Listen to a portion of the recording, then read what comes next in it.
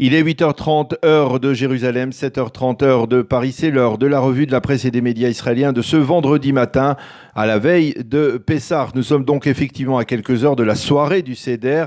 Et ce matin, les quotidiens israéliens ont un véritable air de fête. Ils prennent pour certains un peu de recul par rapport à l'actualité brûlante et immédiate pour nous plonger dans cette atmosphère de célébration. Le Israël Hayom, par exemple, choisit de nous conduire sur les traces de la prestigieuse communauté juive d'Égypte. Et c'est à Eldad Beck, le correspondant du journal en Europe, que revient le privilège de se rendre dans ce qui fut le quartier juif du Caire. Eldad Beck nous relate le marché pittoresque, les restes de certaines synagogues de ce quartier également, celui qui est peut-être l'un des derniers juifs d'Égypte. Une occasion particulière donc pour le Israël Hayom de célébrer ainsi la sortie d'Égypte. Dans la partie supérieure de sa une, le quotidien gratuit qui est proche de la droite nous présente les entretiens et les reportages réalisés par ces journalistes dans les suppléments israéliens dans les suppléments d'Israël Hayom de ce matin. On y découvre entre autres cet article dont nous avions déjà parlé hier sur la jeune soldate de Tsahal musulmane qui vit dans un village hostile et ne craint pas de braver la population de ce village. Elle a choisi de servir dans une unité combattante de l'armée israélienne. On y découvre également Gidon Levy, l'un des journalistes vedette du Haaretz, qui paraît soudain bien moins radical que ne le sont ses articles. Il y a également un entretien avec Yaakov Nagel, qui fut le conseiller à la sécurité nationale et qui reconnaît sincèrement que selon lui, il n'y a pas aujourd'hui de solution réelle au problème de la bande de Gaza. Ou encore, l'ancien ministre Amnon Rubinstein, qui fut le leader du parti Meretz et qui ne cache pas sa déception face au comportement des Palestiniens aujourd'hui, affirme redouter également le radicalisme religieux en Israël. Le Yediot Aharonot, lui aussi, prend ce matin du recul par rapport à l'actualité. Il orne sa une de plusieurs titres qui nous renvoient aux articles et reportages que l'on peut trouver dans les suppléments de Pessah du journal, avec cet entretien réalisé avec la veuve du lieutenant-colonel M qui a été tué à Gaza le 11 novembre lors d'une opération top secret des commandos Matkal qui a mal tourné.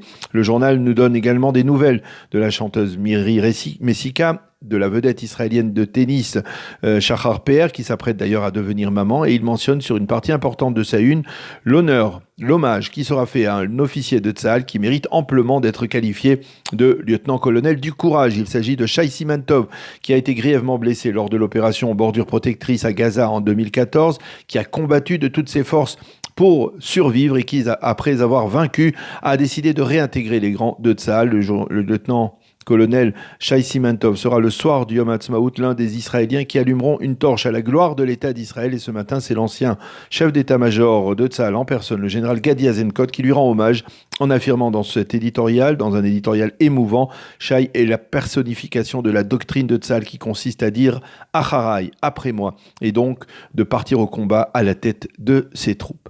Et pour revenir à la une très fournie du journal, une indication de plus sur l'imminence de la fête de Pessah, puisque l'on voit de jeunes Israéliens en train de consommer de la matzah. Et pour évoquer le temps qu'il fera en ce début de fête, eh bien, le journal fait un jeu de mots entre la nuit du Seder et la nuit du Sveder. Un Sveder qui signifie en hébreu un pullover. Pourquoi ? Eh bien parce que le temps sera frais et pluvieux même pour ce Seder de Pessah ce soir et pour les premiers jours de la fête également, que le mois d'avril est apparemment le mois le plus frais depuis maintenant plus de 20 ans. Alors ce matin, même si l'ambiance de fête est très palpable, Chaim Schlein, l'un des grands éditorialistes du Israël Hayom, revient sur les résultats des élections du 9 avril.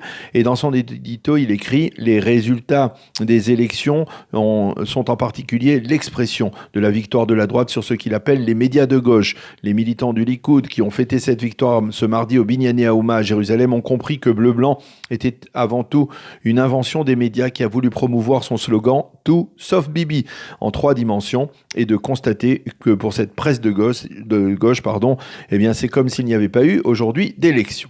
Quant au Yediot Aharonot, il consacre tout de même une partie de cette une à l'actualité politique en se faisant l'écho des menaces et des mises en garde lancées par certains responsables de la justice israélienne, en particulier des juges de la Cour suprême, mais également des hauts fonctionnaires du parquet, qui tentent de dissuader Binyamin Netanyahou de nommer au poste de ministre de la Justice l'un des 2 candidats les plus en vue, à savoir Yariv Levin, le bras droit du Premier ministre, ou Bezalel Smotrich, l'un des chefs de file du foyer juif qui est considéré comme la droite radicale. Selon eux, une telle nomination sera considérée comme une élimination ciblée pour la démocratie. Et Amit Segal de souligner que Binyamin Netanyahou n'a pas l'intention de céder aux pressions des responsables de la justice. Quant à Simal Kadmon, dans son éditorial, elle affirme que contrairement à Shaked, qui avait certaines limites à ne pas franchir, Yariv Levin, lui, n'a aucune limite. En une du Makor Rishon, l'hebdomadaire israélien, qui paraît chaque vendredi, 2 titres qui se rapportent aux élections. Le premier est intitulé et l'intitulé de l'entretien que le journal a réalisé avec le porte-parole direct de Binyamin Netanyahou,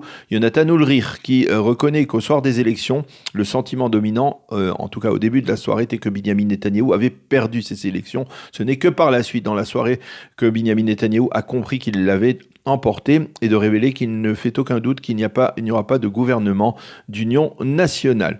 Et toujours dans le Makor Rishon, le rédacteur en chef du journal, Haggai Segal, écrit dans son éditorial: la semaine dernière, les citoyens israéliens ont siégé comme un tribunal. Ils ont innocenté Netanyahou des chefs d'accusation qui pèsent sur lui. La semaine dernière, les citoyens ont exprimé le manque de confiance qu'ils avaient envers leur justice, une justice qui invalide Michael Ben-Ari de Otzma Yehudit, mais qui valide le parti radical arabe de Balad, une justice qui décide d'inculper un Premier ministre 40 jours avant les élections. Fin de citation.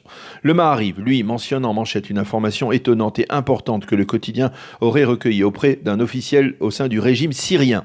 Selon ce haut fonctionnaire syrien, des efforts seraient actuellement accomplis afin de repérer et d'identifier le corps du légendaire espion israélien Eli Cohen.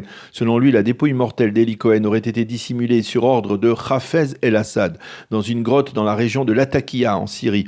Ce haut fonctionnaire affirme également que les révélations sur le rapatriement de la dépouille de Zecharia Baumel aurait retardé le processus de repérage du corps d'Eli Cohen. Le Maariv publie en première page, en cette veille de Pessah, un appel de Nadia Cohen, la veuve de l'espion israélien qui a 84 ans et qui demande à Bachar el-Assad de faire montre de miséricorde et de permettre le rapatriement du corps de son époux en Israël. Les quotidiens, dans leur ensemble, ainsi que les sites d'information, titrent enfin en évidence ce matin sur la publication des conclusions détaillées du rapport de Robert Mueller, qui a totalement donc innocenté le président américain Donald Trump des soupçons qui pesaient sur lui depuis plus de 2 ans sur l'implication des Russes dans la campagne électorale américaine. Voilà donc pour cette revue de la presse et des médias de ce vendredi matin. On vous souhaite à tous et à toutes une excellente fête de Pessah ce matin. Chag Sameach, Chag Kasher Vesameach de Jérusalem.